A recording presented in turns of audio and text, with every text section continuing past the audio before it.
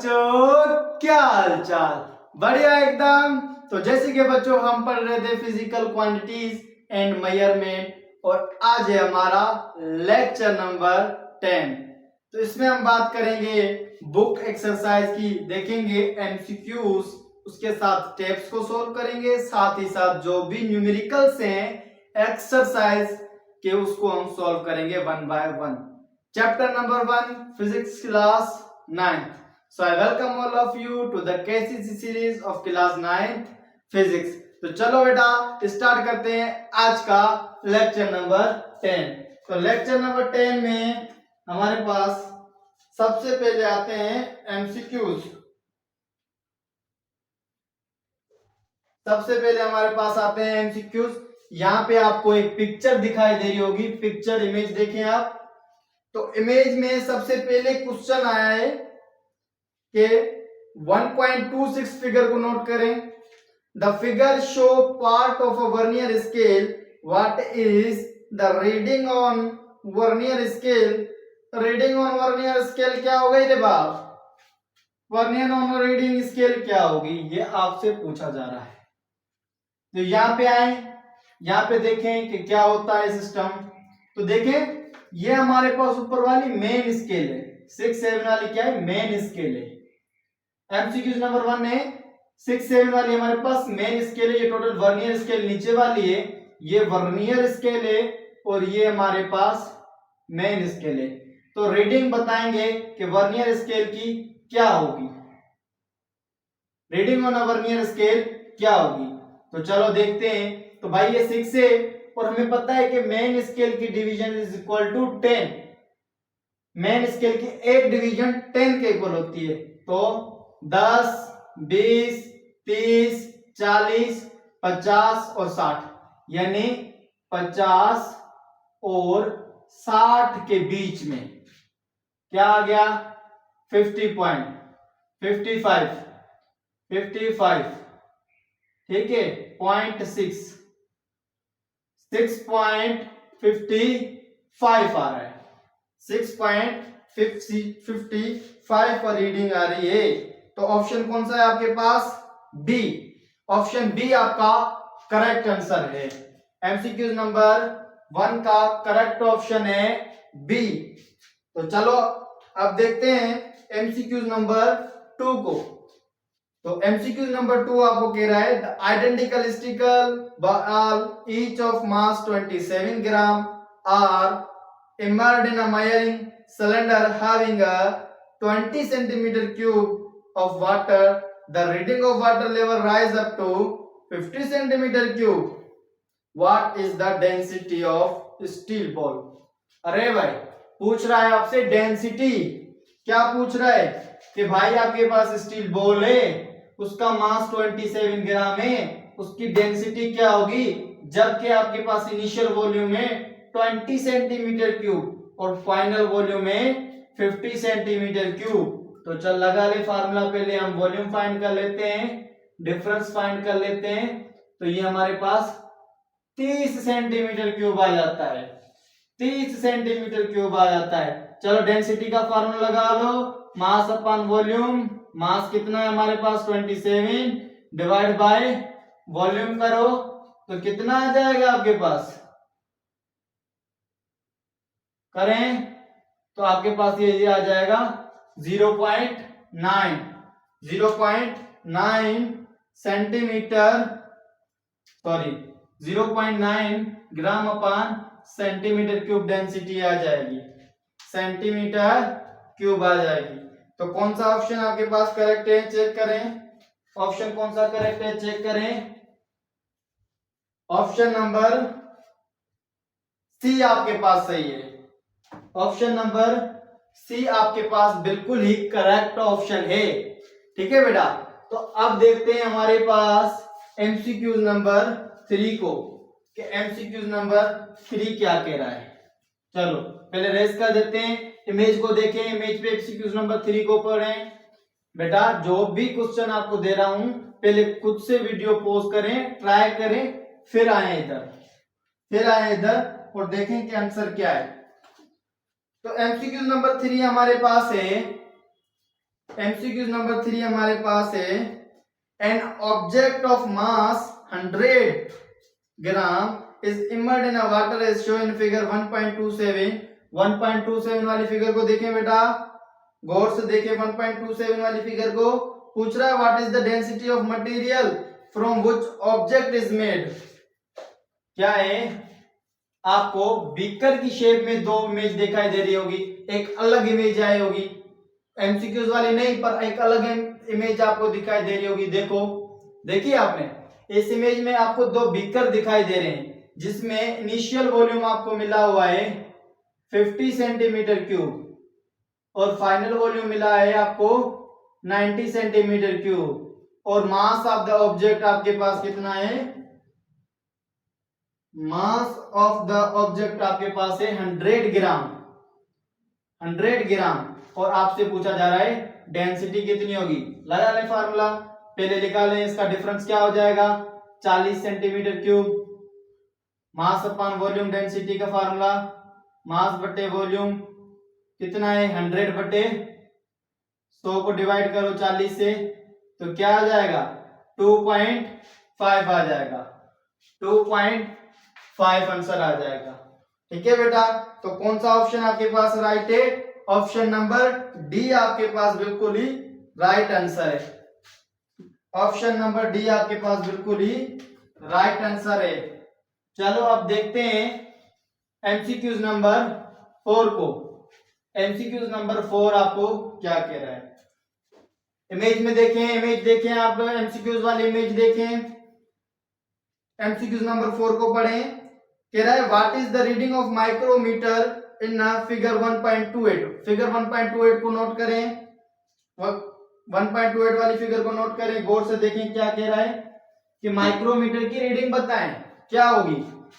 अच्छा, यहाँ पे आ जाओ, अब ये रही आपके पास रीडिंग, तो हमें माइक्रोमीटर की रीडिंग बतानी है। चलो मेन स्केल को गौर करते हैं पहले, मेन स्केल को, ये रही हमारे पास माइन स्केल, तो ये 0 से, डिवीजन हमारे पास कितने के इक्वल होती है 10 के, यहाँ की डिवीजन कितने के इक्वल है 10 के, 10 20 30 40 50 50 हो गया, 5 हो गया, 5, चलो 5 हो गया, डिवीजन 10 के इक्वल है, वैसे कितना हो गया 5 हो गया। अब देखिए यहाँ पे 6 भी हो रहा है, कितना हो रहा है 6 भी हो रहा है, और 6 से समथिंग हो रहा है, क्या हो रहा है 6 तो हो रहा है पर पॉइंट समथिंग हो रहा है, कितना समथिंग हो रहा है 6 पॉइंट समथिंग हो रहा है, कितना हो रहा है नोट करें। चलो अब इस साइड आ जाए, इस साइड आ जाए, चलो कितना हो गया 60, ठीक है। चलो उस साइड आए आप 6.5, जहां तक आप आए तो इसकी एक्यूरेट आ रही है 6.5, ये 6.5 तक आपको मिल रही है, ठीक है बेटा, 6.5 तक आपको कैलकुलेट मिल रही है, बिल्कुल ही मेन स्केल के हिसाब से। किस स्केल के हिसाब से, मेन स्केल के हिसाब से आपको 6.5 तक मिल रही है, पर कंप्लीट नहीं है। माइक्रोमीटर की रीडिंग बतानी है, माइक्रोमीटर की रीडिंग बताने के लिए हमें माइक्रो स्केल को भी देखना पड़ेगा, मैट्रिक स्केल को भी देखना पड़ेगा, मैट्रिक स्केल नहीं सॉरी माइक्रो स्केल को भी देखना पड़ेगा। चलो अब माइक्रो स्केल को देखें, तो यहाँ पे ये क्या से आ रही है रीडिंग 10 और 15 के बीच में आ रही है, देखें नोट करें 10 और 15 के बीच में आ रही है। 10 से आगे बढ़े यूनिट 1 पे, डिवीजन पे 11 12 13 पे आ रही है, कहां पे क्रॉस मार रहा है 13 पे, तो अब इसके अंदर ऐड कर दें 13, तो ये आपके पास हो जाएगा 6.63, जो कि एक्यूरेट मेजरमेंट है। क्या है, एक्यूरेट मेजरमेंट है। तो एमसीक्यूज नंबर 4 का आपके पास आंसर है option number B 6.63। Option number B आपके पास, ऑप्शन नंबर बी आपके पास राइट आंसर है, ऑप्शन नंबर बी आपके पास बिल्कुल ही राइट आंसर है। तो चलो समझ में आया आपको, अच्छे से समझ में आया। चलो अब हम आगे बढ़ते हैं एमसीक्यूज नंबर 5 की तरफ। देखें एमसीक्यूज नंबर 5 क्या कह रहा है। अच्छा, एमसीक्यू नंबर 5 हमारे पास कह रहा है a chip paper is 4 centimeter long and 5.9 centimeter wide. Its area up to significant will be कितना होगा, एरिया बताना है, जबकि वो लॉन्ग हमारे पास 4.9 है और हमारे पास वाइड है 5.9, सॉरी लॉन्ग है हमारे पास 4.5 सेंटीमीटर और वाइड है हमारे पास 5.9 सेंटीमीटर। ठीक है बेटा, तो अब एरिया निकालना है, लेंथ इनटू ब्रीथ कर दें।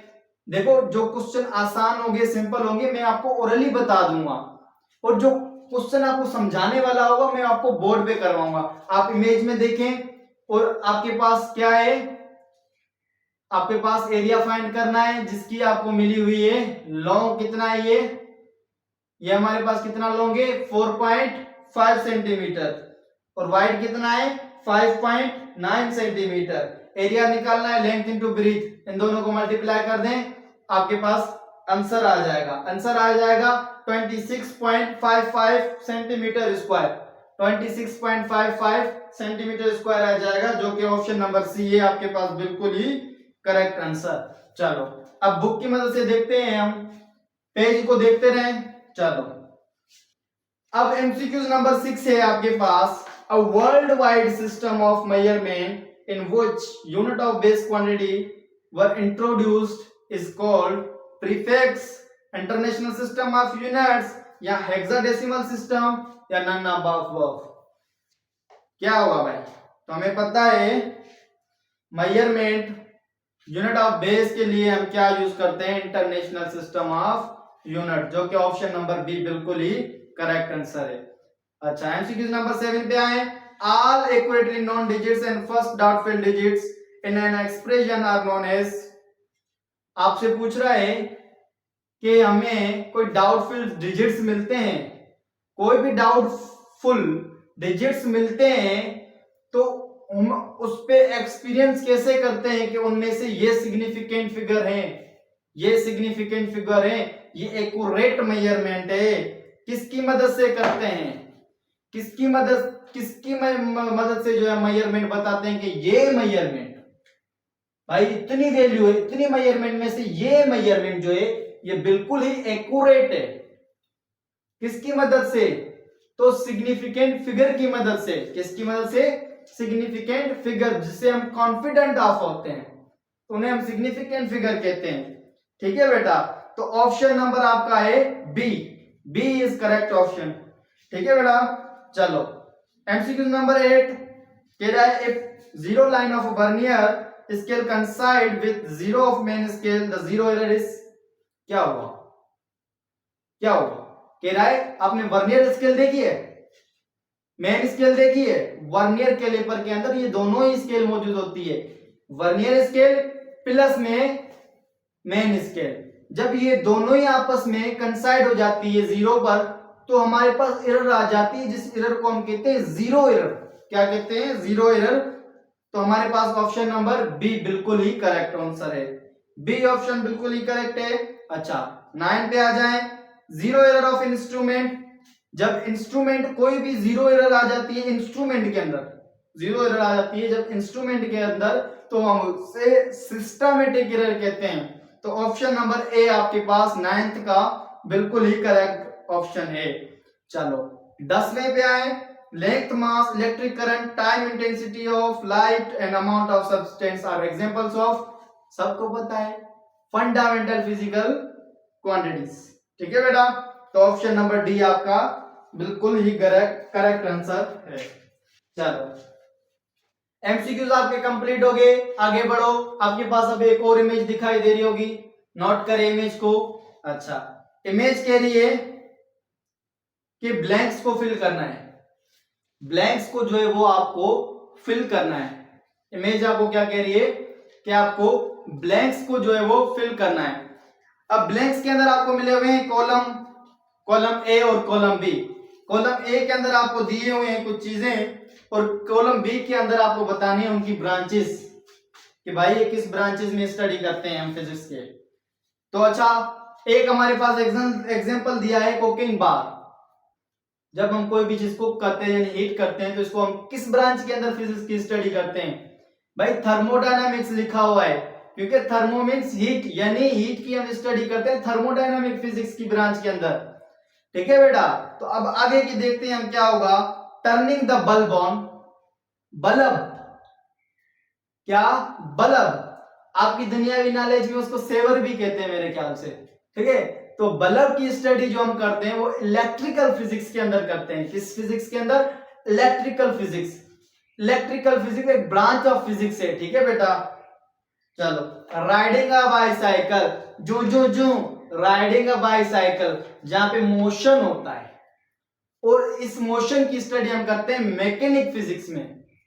मैकेनिक ब्रांच ऑफ फिजिक्स है जिसके अंदर हम मोशन की बात करते हैं। यहाँ पे मोशन की बात हो रही है, राइडिंग अ बाईसाइकिल, तो यहाँ पे कौन सी ब्रांच लगेगी? मैकेनिक्स। अच्छा, looking looking of brilliant galaxies, galaxies, galaxies. अच्छा, गैलेक्सीज की हम स्टडी कहां करते हैं?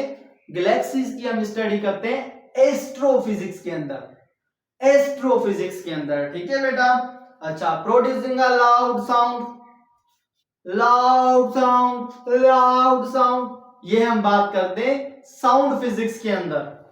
ठीक है बेटा, डिस्क्राइबिंग एन एटम, एटम को कहां डिस्क्राइब करते हैं? एटॉमिक फिजिक्स के अंदर। ऑब्टेनिंग एनर्जी फ्रॉम अर्थ, हाय हाय, बढ़िया ही मेन पॉइंट, बढ़िया ही मेन पॉइंट। एनर्जी अर्थ से जो हम ऑब्टेन करते हैं, ये कौन सी फिजिक्स की ब्रांच में स्टडी करते हैं? तो आपने जियो फिजिक्स का नाम सुना होगा। जियो मीन्स अर्थ, तो ये ब्रांच ऑफ फिजिक्स है जहां पे हम इसकी बात करते हैं। ठीक है बेटा, तो आपके ब्लैंक्स कंप्लीट हो गए। चलो आगे बढ़ते हैं। अब हमारे पास एक टेबल हो रहा है, टेबल शो हो रहा है 2 पॉइंट में, टेबल शो हो रहा है जहां पे हमारे पास चार्ट बना है, फिजिकल क्वांटिटी, फिर सामने एसआई यूनिट, फिर सामने टाइप्स कौन सी है। तो भाई सबसे पहले हमारे पास एसआई यूनिट दिया हुआ है एम्पियर, पूछ रहा है उसकी फिजिकल क्वांटिटीज कौन सी होगी। तो हमें पता है एम्पियर एसआई यूनिट है इलेक्ट्रिक करंट का, तो फिजिकल क्वांटिटी क्या हो गई? फिजिकल क्वांटिटी क्या हो गई? Electric current. तो आप लिख लें अपने चार्ट में, अपने चार्ट बुक में लिख लें। सामने चार्ट दिया हुआ है, आपको इमेज दिखाई दे रही है कंप्लीट। ठीक है बेटा, क्या है? इलेक्ट्रिक करंट, और कौन सी क्वांटिटी है ये? बेस।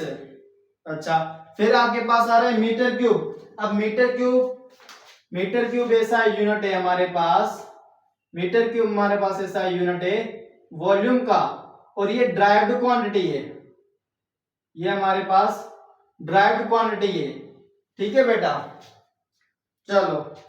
अब हमारे पास ऐसा यूनिट दिया हुआ है सेकंड, और ये हमारे पास टाइम है, बेस क्वांटिटी है, और फिर ये टेम्परेचर, ऐसा यूनिट इसका केल्विन होता है, बेस क्वांटिटी है। फिर है हमारे पास न्यूटन, न्यूटन है, एन न्यूटन, न्यूटन हमारे पास फोर्स का ऐसा यूनिट कहलाता है, और ये भी हमारे पास ड्राइव्ड क्वांटिटी है। क्या है? ये भी हमारे पास ड्राइव्ड क्वांटिटी है। फिर है हमारे पास डेंसिटी, जिसको हम रो से रिप्रेजेंट करते हैं, इसका ऐसा यूनिट है किलोग्राम पर मीटर क्यूब है, और ये भी हमारे पास ड्राइव्ड क्वांटिटी है। फिर हमारे पास एक्सेलरेशन है, क्या है? हमारे पास एक्सेलरेशन है, इसका ऐसा यूनिट मीटर पर सेकंड स्क्वायर है, और ये भी हमारे पास ड्राइव्ड क्वांटिटी है। तो ठीक है बेटा, आपका ये चार्ट भी कंप्लीट हो गया, टेबल भी कंप्लीट हो गया।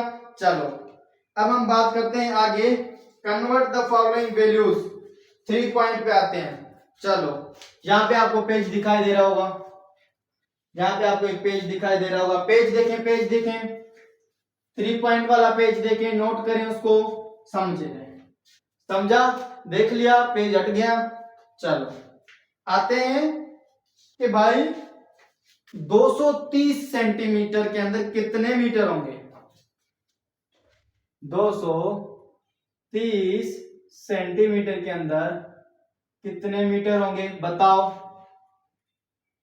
बताओ कितने होंगे? अच्छा, 1 मीटर के अंदर 100 सेंटीमीटर, 1 मीटर के अंदर 100 सेंटीमीटर, तो 230 सेंटीमीटर के अंदर कितने हो गए हमारे पास? करें डिवाइड 100 से, 100 से डिवाइड करें तो 130 को डिवाइड कर लें, अब क्या हो जाएगा? 10 220, 3 आ गया 0.0 और 2.3 आ गया। क्या आ गया हमारे पास? 2.3 आ गया। ठीक है भाई, 2.3 आ गया। चलो अब आगे देखते हैं कि हमारे पास 250 ग्राम है। 250 ग्राम के अंदर कितने केजी होते हैं? 250 ग्राम के अंदर कितने केजी होते हैं? तो डिवाइड बाय 1000 कर दें, 1000 से डिवाइड कर दें इसको, 250 को 1000 से डिवाइड कर दें, कितना हो जाएगा? डिवाइड करें, ये 25, ये 100, 0.2, अच्छा 0.25 केजी आ जाएगा। 0.25 केजी आ जाएगा। समझ में आया बेटा? चलो अब आगे देखते हैं, आगे और क्या है हमारे पास। आगे है हमारे पास 0.5 सेकेंड। 0.5 सेकेंड के अंदर कितने मिली सेकेंड होते हैं? 0.5 सेकेंड के अंदर कितने मिली सेकेंड होते हैं? तो आपको पता है 1 सेकेंड के अंदर 10⁻³ मिली सेकेंड होते हैं। 1 सेकेंड के अंदर 10⁻³ मिली सेकेंड होते हैं और 0.5 सेकेंड के अंदर हमारे पास 500 मिली सेकेंड होते हैं। चलो फोर्थ पे आ जाएं। 0.8 मीटर के अंदर कितने मिलीमीटर होंगे? जब हमारे पास 0.5 सेकेंड के अंदर 500 से मिली सेकेंड हुए तो 0.8 मीटर के अंदर हमारे पास 800 मिलीमीटर हो जाएंगे। ठीक है बेटा? चलो अब आ जाते हैं, ये हमारे पास है मिलीमीटर के अंदर। अब ये बताओ, सॉरी मिली सेकेंड्स के अंदर है, मिली सेकेंड के अंदर। अब इसको सेकेंड में कन्वर्ट करो। 350 मिली सेकेंड है, तो बताओ ये कितने सेकेंड्स के इक्वल होगा? अरे भाई कितने के इक्वल हो जाएगा? ये हमारे पास हो जाएगा 0.35 के, 0.35 सेकेंड के इक्वल हो जाएगा। क्योंकि मिली सेकेंड है, 3 पीछे आ जाए, 0.3 कर लें, ये 1 2 3 मिली सेकेंड है ना, 10⁻³ 10⁻³ 3 पीछे आ जाए तो 0.35 आ जाएगा। ठीक है बेटा? चलो अब लास्ट वाला देखें कि 1.2 केजी, 1.2 केजी के अंदर कितने ग्राम होंगे? तो ये आपके पास 1200 ग्राम हो जाएगा, क्योंकि 1 किलोग्राम के अंदर 1000 ग्राम होते हैं। ठीक है ना? 1 किलोग्राम के अंदर 1000 ग्राम होते हैं। तो चलो बेटा ये आपकी कंप्लीट हो गई। चलो आगे बढ़ते हैं हम। अब आगे वाली इमेज आपको दिखाई दे रही होगी, इमेज को देखें, नोट करें इमेज को। इमेज क्या कह रही है हमें? अब ये आपको समझाना पड़ेगा गौर से, इसमें आपकी हमें फोकस की नीड पड़ेगी बेटा। आप फोकस करेंगे तो इस क्वेश्चन को समझ पाएंगे। इस क्वेश्चन को फोकस से समझ जा सकता है। ठीक है बेटा? तो 4 पॉइंट के अंदर क्वेश्चन है, इमेज को नोट करें। An engineer measure the width of an aluminum sheet using vernier caliper as shown in figure 1.29। Figure कौन सी? 1.29। पूछ रहा है what is the measurement of the width of aluminium sheet. चलो पहले ए फाइंड करते हैं कि एल्यूमिनियम शीट की विड्थ की मेजरमेंट करें, विड्थ की मेजरमेंट करें, विड्थ। तो यहाँ पे अब एक और एमसीक्यूज वाली नहीं पर एक और वर्नियर वाली, वर्नियर कैलिपर वाली आपको इमेज दिखाई दे रही होगी, उसको गौर करें, नोट करें कि यहाँ पे आपको एक मेन स्केल दिखाई दे रही है, 2 3 4 5 लिखा हुआ है, तो ये आपके पास है मेन स्केल। तो यहाँ पे एक पॉइंट नोट करें कि इसके अंदर मेन स्केल की रीडिंग हमारे पास क्या आ रही है? देखें 3 और 4 को, देखें 3 और 4 को, तो 3 से आगे डिवीजन बढ़ेगी, 3.1 3.2 4 5 6 7 8 9, 4 से एक डिवीजन पीछे, 4 से एक डिवीजन पीछे, जहां पे 0 आ रहा है, 4 से एक डिवीजन पीछे, तो ये कितना हो जाएगा? 3.9। मेन स्केल का क्या हो जाएगा? मेन स्केल हमारे पास 3.9 सेंटीमीटर के इक्वल हो जाएगी। ठीक है बेटा? 3.9 सेंटीमीटर के। अच्छा अब वर्नियर स्केल का बताओ। अब नोट करें, गौर करें इमेज को कि 4 को देखें, 3 और 4 को देखें, उससे नीचे वर्नियर स्केल पे आए, उससे नीचे ये मेन स्केल के नीचे वर्नियर स्केल पे आए, 0 से देखें 10 तक। यहाँ पे 0 कहां पे कंसाइड कर रहा है, 0 कहां पे कंसाइड कर रहा है, 4 से पीछे एक डिजिट, 4 से पीछे एक डिजिट। जहां पे ये दोनों स्केल कंसाइड कर रही है, ये एक ऐसी पॉइंट है जहां पे दोनों स्केल मिलती है, वो है 4। अब रीडिंग कहां आ रही है वर्नियर की, 4 से एक डिजिट पीछे। तो हमारे पास कितना हो गया, 1 सेंटीमीटर। कितना, 1 सेंटीमीटर हमारे पास इसकी रीडिंग हो गई, हमारे पास इसकी रीडिंग हो गई। अब हमें width of the aluminium sheet को मेजर करना है, विड्थ ऑफ एल्यूमिनियम शीट को जो है वो मेजर करना है। तो आपको रीडिंग बतानी है कि रीडिंग क्या हो सकती है, इसकी टोटल रीडिंग क्या हो सकती है, विड्थ क्या हो सकता है भाई, क्या हो सकता है विड्थ बताना है। चलो इसका फार्मूला है आपके पास, main scale plus vernier scale multiply least count, least count. तो सबसे पहले आपको बताते हैं least count, least count values, least count, least count values आपको बता देते हैं हम। लीस्ट काउंट पिक्चर हट गई ना। चलो मीटर रूल की हमारे पास है 0.1, मीटर रूल की कितनी है 0.1, वर्नियर कैलिपर की हमारे पास है 0.01 और माइक्रोमीटर स्क्रू गेज की है हमारे पास 0.001। तो ये हमारे पास इनकी लीस्ट काउंट थी। तो चलो यहाँ पे हम रीडिंग फाइंड कर लेते हैं, जो हमें विड्थ फाइंड करनी थी। मेन स्केल कितनी है 3.9, प्लस कर लें 1, मल्टीप्लाई कर दें लीस्ट काउंट कितनी 0.01। तो इसको मल्टीप्लाई करें, इसको प्लस करें, क्या आ जाएगा, क्या आ जाएगा हमारे पास 3.91 आ जाएगा, 3.91 आ जाएगा, 3.91 आ जाएगा। ठीक है बेटा।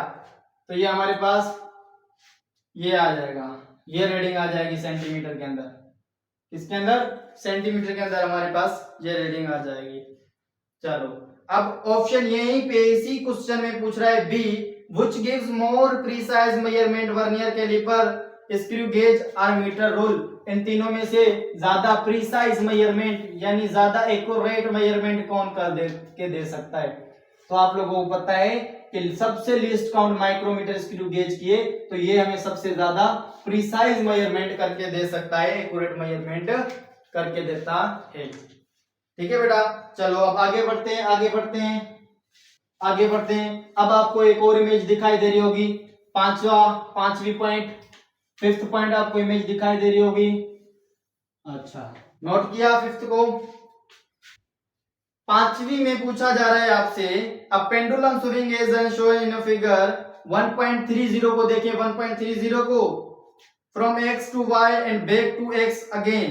अरे भाई ये आपके पास था पेंडुलम, ये रहा इसका बॉडी मास, जाता है ये y पे, सॉरी ये था x पे, x से जाता है y पे, x से जाता है y पे, y से आता है वापस बैक x पे। एक ऑसिलेशन कंप्लीट होती है, कितनी, 1 ऑसिलेशन,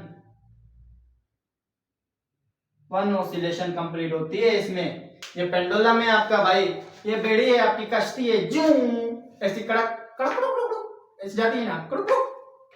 चलो ये जो हो गया, जो हो गया, तो ये आपकी कश्ती थी भाई, पेंडुलम था आपका। चलो अब इसमें आपसे पूछा जा रहा है ये कि what would be the most accurate way measure time for 1 oscillation with the help of stopwatch. Stopwatch की मदद से कौन सा करेक्ट ऑप्शन होगा कि हम एक्यूरेट मेजरमेंट कर सकें। ठीक है बेटा। तो हमारे पास option A, record time for 10 oscillation and multiply by 10। भाई एक ऑसिलेशन, टाइम को रिकॉर्ड करो, टाइम को स्टॉप वॉच के अंदर रिकॉर्ड करो 10 ऑसिलेशन तक। जब 10 ऑसिलेशन हो जाते हैं तो उसको मल्टीप्लाई कर दो 10 से। क्या ये ऑप्शन करेक्ट है? ये ऑप्शन आपके पास करेक्ट नहीं है, ये आपके पास गलत ऑप्शन है। ठीक है। अब आ जाते हैं बी पे, क्योंकि फिर तो ये मल्टीप्लाई 100 हो जाएगा, करेक्ट ऑप्शन नहीं आएगी। ठीक है ना। चलो एक्यूरेट मेजरमेंट नहीं आएगी। ऑप्शन बी आपके पास है, record time for 10 oscillation and divide by 10। कह रहा है जब तक रिकॉर्ड करो, स्टॉप वॉच की मदद से जब तक रिकॉर्ड कर दो जब तक 10 ऑसिलेशन नहीं हो जाते। जब 10 ऑसिलेशन हो जाए तो डिवाइड करो 10 से, तो आपके पास एक ऑसिलेशन की एक्यूरेट मेजरमेंट आ जाएगी। ये आपके पास ऑप्शन बी करेक्ट आंसर है। ऑप्शन बी आपके पास बिल्कुल ही करेक्ट आंसर है। अच्छा चलो, सी भी गलत है और डी भी गलत है। Record time for one oscillation गलत, record time for X into Y and double it गलत। ठीक है, अब इसी क्वेश्चन के अंदर आपसे एक सजेशन पूछ रहे हैं, इसी क्वेश्चन के अंदर आपसे वो एक सजेशन पूछ रहे हैं, suggest an instrument for measuring time period for more accurately. अपने हिसाब से सजेशन दो कि टाइम पीरियड को मेजरमेंट करने के लिए कौन सी मशीन, कौन सा इंस्ट्रूमेंट सही है। तो मेरे ख्याल से मेरे भाई, मैं जो सजेशन देना चाहता हूं वो देना चाहता हूं डिजिटल स्टॉप वॉच को, क्योंकि वैसे तो हमें टाइम को रिकॉर्ड करने के लिए हमारे पास स्टॉप वॉच के अंदर भी दो stop watch, mechanical stop watch या digital stop watch, atomic clock watch या पेंडुलम वाला।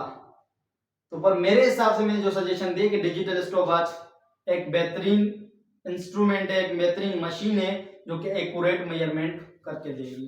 ठीक है बेटा, चलो आगे चलते हैं प्रीफिक्स की तरफ। अब आपको एक और इमेज दिखाई दे रही होगी प्रीफिक्स वाली। चलो, प्रीफिक्स वाली दिखाई दे रही है आपको इमेज प्रीफिक्स वाली। 6 point, write down the correct prefix of notation.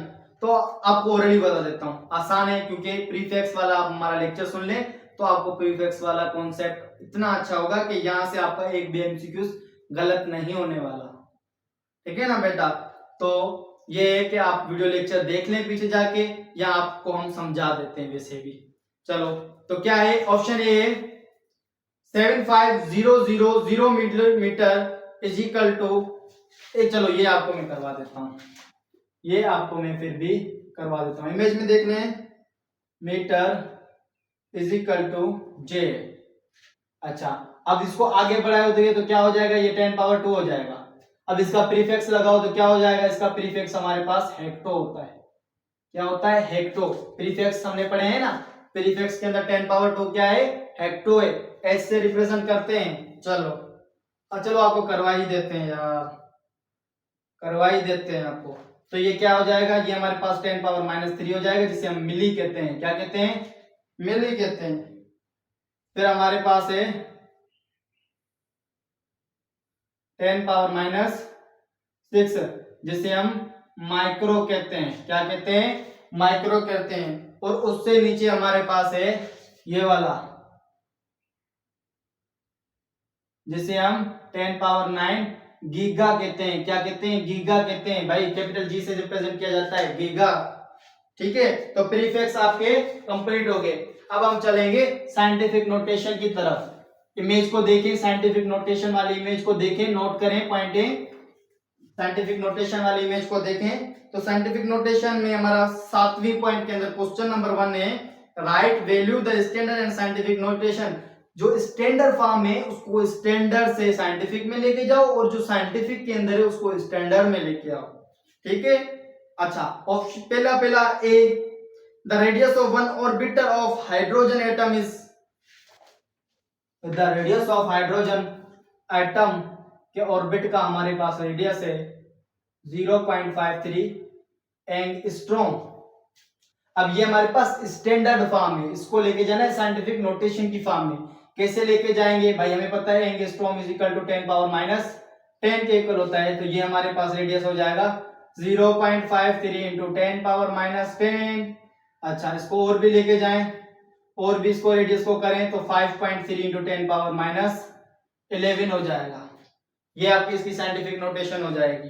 ठीक है बेटा, अब आपके पास बी है 1 लाइट ईयर, 1 लाइट ईयर। तो ये आपको इसको करें, इसको अब अगर आप करोगे तो ये आपके पास 9.4608 इंटू 10 पावर -12 हो जाएगा। कितना हो जाएगा, -12 हो जाएगा। 10 कदम पीछे आए, 1 2 3 4 5, 1 2 3 4 पॉइंट लगा के पॉइंट हटा दो, ठीक है बेटा, तो 10 पावर 12 आ जाएगा, 10 पावर 12 आ जाएगा, ये 12 आपके पास प्लस का आएगा, ठीक है ना। चलो ये थी, ये भी हमारे पास, ये हमने डायरेक्ट स्टैंडर्ड फॉर्म से साइंटिफिक नोटेशन के फॉर्म में डायरेक्ट लिख दिए, आपको इमेज में दिखाई दे रही होगी, आपके वहां पे वैल्यूज आ रही होगी 94608000000000 मीटर, जो कि 1 लाइट ईयर है। स्टैंडर्ड फॉर्म में उसको हमने साइंटिफिक नोटेशन की फॉर्म में कन्वर्ट किया। अब हमारे पास सी वैक्यूम प्रेशर 2.7 इंटू 10 पावर -4 टोर मिला हुआ है, ठीक है। ये साइंटिफिक नोटेशन की फॉर्म में देखा हुआ है, और इसको हमने स्टैंडर्ड फॉर्म में कन्वर्ट करना है, तो क्या करेंगे, हम इसको 4 कदम पीछे लेके आना है, 4 कदम पीछे लेके आओ, 4 कदम, तो 0.0027 हो जाएगा, ये इसकी स्टैंडर्ड फॉर्म हो गई। तो और इसका यूनिट है, ठीक है ना, लगा हुआ है। तो ये आपके पास 7 भी कंप्लीट हो गया, 7 भी कंप्लीट हो गया। अब हम आगे चलेंगे, आगे देखेंगे कि आगे का कॉन्सेप्ट क्या है। चलो, अब आपको डेंसिटी एंड वॉल्यूम वाली एक पिक्चर दिखाई दे रही होगी, डेंसिटी वाली, उस पिक्चर को नोट करें और पढ़ लें। डेंसिटी एंड वॉल्यूम में 8 पॉइंट वाला क्वेश्चन हमारे पास है। A wooden piece is made in different shapes, take length and radius is equal to 2 meter, calculate its volume। एक स्फीयर का बताना है, दूसरा क्यूब का, तीसरा पिरामिड का और चौथा सिलेंडर का। अरे भाई गड़बड़ हो गई रे, आपको दिया हुआ है कि आप लेंथ और रेडियस को 2 मीटर उठा लें, लेंथ और रेडियस को 2 मीटर उठा लें और वॉल्यूम बताएं स्फीयर का क्या होगा। ये रहा स्फीयर, इसका वॉल्यूम क्या होगा। तो हमें पता है किसी भी स्फीयर का अगर हमें वॉल्यूम फाइंड करना है तो हम फार्मूला लगाते हैं वॉल्यूम का फार्मूला लगाते हैं हम 4/3 पाई आर क्यूब वाला। अच्छा, अब इसके अंदर वैल्यू पुट कर लें, फार्मूला आपको बता दिया, वैल्यू पुट करें, 4/3 मल्टीप्लाई करें, पाई की वैल्यू कितनी है 3.14, मल्टीप्लाई करें आर क्यूब, ये R2 है, क्यूब निकालोगे तो r का 8 आ जाएगा, इस टोटल को मल्टीप्लाई करें, आपके पास वॉल्यूम ऑफ द स्फीयर निकल जाएगा। ठीक है बेटा, अब आपसे पूछा जा रहा है कि क्यूब का क्या होगा। ये आपके पास एक क्यूब है, ये आपके पास क्यूब है, तो इस क्यूब का वॉल्यूम क्या होगा। इस क्यूब का वॉल्यूम फाइंड करने का आपके पास फार्मूला है L क्यूब, या फिर आप एस क्यूब के, क्योंकि लेंथ को इस डिस्प्लेसमेंट में एस के अंदर भी इसको रिप्रेजेंट करते हैं, तो एल क्यूब या एस क्यूब लगा के, यानी इसका 8 हो जाएगा। सिंपली क्या हो जाएगा 8 हो जाएगा, इधर ही बता दिया वॉल्यूम आपको 8 हो जाएगा। अच्छा, अब आपको बताना है सिलेंडर का, जब भी आप किसी भी सिलेंडर का वॉल्यूम फाइंड करते हो तो आप फार्मूला कौन सा लगाते हो, पाई आर स्क्वायर एच वाला, या फिर एच को लेंथ कर लें, एल एच कहते हैं हाइट, लेंथ कर लें, बात सेम है। ठीक है, तो ये फार्मूला लगा दो, आपको सिलेंडर का वॉल्यूम फाइंड हो जाएगा। ठीक है बेटा, अगर आपको pyramid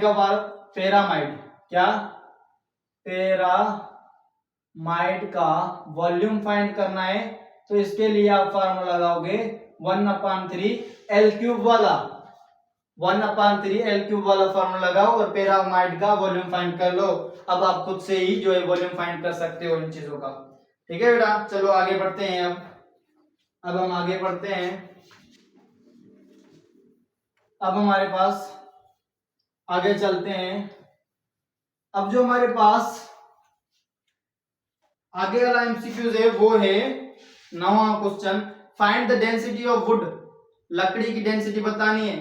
a sphere and cube, sphere की शेप में एक लकड़ी है जो कि स्फेरिकल शेप में, एक हमारे पास क्यूब की शेप के अंदर जो है हमारे पास है वुड है, तो उसकी हमें डेंसिटी बतानी है। If the mass of would is, उस लकड़ी का मास 1 किलोग्राम है, तो बताएं कि क्या होगा।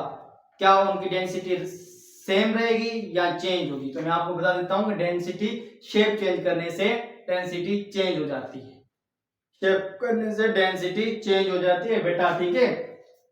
तो आपको डेंसिटी फाइंड करनी है, आपको मास मिला हुआ है, तो इससे पिछले वाले जो आपको मैंने बताए थे, स्फेरिकल का वॉल्यूम फाइंड करो 4/3 पाई आर क्यूब, रेडियस की वैल्यू आप 2 मीटर लगाओ, तो वहां से जब आपके पास वॉल्यूम निकलेगा वो 33 पॉइंट समथिंग होगा, 33 पॉइंट समथिंग आपके पास वॉल्यूम होगा। तो यहाँ पे आपको मास मिला हुआ है, इस क्वेश्चन पिक्चर देखें 1 kg मास मिला हुआ है, हाँ। वॉल्यूम पीछे वाले एमसीक्यूज में जाए, स्फेरिकल का वॉल्यूम निकालें 33 पॉइंट समथिंग आएगा, वॉल्यूम भी मिल गया। डेंसिटी का फार्मूला लगा दे, रो वाला, मास अपॉन वॉल्यूम, मास कितना 1 kg divide by 33 point something जो वॉल्यूम था उसको डिवाइड करके आंसर निकालें, क्या आ गया? डेंसिटी आ गई। अब आ जाए क्यूब पे आ जाए, अब क्यूब का आपके पास सेम मास मिला हुआ है कितना 1 kg, पर शेप क्या है? शेप चेंज है, 1 kg मास मिला हुआ है, लगा दिया, डिवाइड बाय मास से डिवाइड करें अब वॉल्यूम, वॉल्यूम पिछले वाले एमसीक्यूज में कितना निकाला था क्यूब का? 8 से डिवाइड करें, जो भी आपके पास आंसर आया तो उन दोनों के आंसर में क्या होगा? डिफरेंस होगा, बहुत ही डिफरेंस होगा, ठीक है ना, डिफरेंस होगा। तो इसीलिए मैं कह रहा हूं कि जब शेप चेंज हो जाती है तो डेंसिटी भी चेंज हो जाती है। तो ये भी आप एमसीक्यू खुद से सॉल्व कर सकते हैं, वो बहुत ही आसान सा एमसीक्यू था ये, ठीक है बेटा। चलो 10वें पे आ जाते हैं। A measuring cylinder figure 1.31 is filled with, अरे भाई बहुत ही हलवा आ गया, बहुत ही हलवा, मीठा हलवा आ गया। कह रहा है filled with 500 cc water, a stone of mass 20 gram is immersed into the cylinder such that water level rise up to 800 cc, which statement is correct? पहले एमसीक्यूज वाला देख लें, रेड करें, अच्छा रेड कर लिया। अब आए, अब दूसरी पिक्चर देखें जहां पे आपको 2 बीकर दिखाई दे रहे हैं, देखो बीकर देखें। अब इन बीकर में क्या था? इन बीकर के अंदर आपके पास एक इनिशियल वॉल्यूम मिला हुआ था 50 सेंटीमीटर क्यूब और फाइनल वॉल्यूम आपको मिला हुआ था 90 सेंटीमीटर क्यूब। ऐसा जब हुआ था जब उसके अंदर आपने 20 ग्राम का आपने स्टोन, पत्थर डाला था। क्या डाला था? स्टोन डाला था, तो उसको वो उसकी लेवल जो है वो राइज अप हो गई थी। अब पूछ रहा है इसकी डेंसिटी क्या होगी, अब पूछ रहा है इसकी डेंसिटी क्या होगी। ये मैं कह रहा हूं डेंसिटी फाइंड कर लो, वैसे डेंसिटी फाइंड नहीं करने का कह रहा है, ये क्वेश्चन कह रहा है एमसीक्यू बेस्ड क्वेश्चन है। ये क्वेश्चन कह रहा है कि नीचे 4 ऑप्शन दिए हुए हैं, उसमें से कौन सी स्टेटमेंट जो है वो करेक्ट होगी। चलो स्टेटमेंट पढ़ते हैं। तो statement A, the difference between the readings give the density of stone. क्या ये हमारे पास है रीडिंग्स, इनका डिफरेंस हमें डेंसिटी दे सकती है? नहीं दे सकती, तो ऑप्शन ए गलत हो गया। चलो ऑप्शन बी पे आए, the difference between the readings give volume of the stone. अच्छा कह रहा है कि इन दोनों की रीडिंग्स की डिफरेंस, इन दोनों रीडिंग्स की डिफरेंस क्या हमें वॉल्यूम ऑफ द स्टोन बता सकती है? हाँ दे सकती है, तो ऑप्शन बी आपका करेक्ट हो गया, ठीक है ना, ऑप्शन बी आपका करेक्ट आंसर हो गया। और ऑप्शन सी भी आपका गलत है, ऑप्शन डी भी आपका गलत है। फाइनल रीडिंग कभी भी डेंसिटी ऑफ स्टोन नहीं बताती और फाइनल रीडिंग जो है कभी भी वॉल्यूम ऑफ द स्टोन भी नहीं बताती। चलो अब आपके पास आखिरी 11 पॉइंट है, 10वां पॉइंट आपको समझ में आ गया। अब चलते हैं 11 पॉइंट पे, 11 पॉइंट पे चलते हैं। 11 पॉइंट के अंदर आपसे सिग्निफिकेंट फिगर पूछ रहे हैं कि क्या होंगे।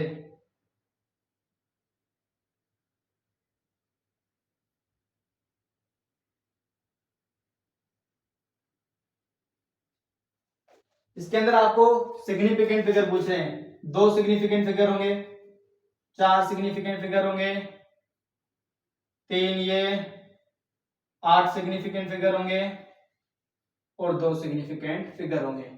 इसके अंदर 3 क्यों नहीं हुए? क्योंकि ये एंडिंग 0 तो है, पर आफ्टर डेसिमल पॉइंट नहीं है, इसलिए ये सिग्निफिकेंट फिगर नहीं कहलाएगा।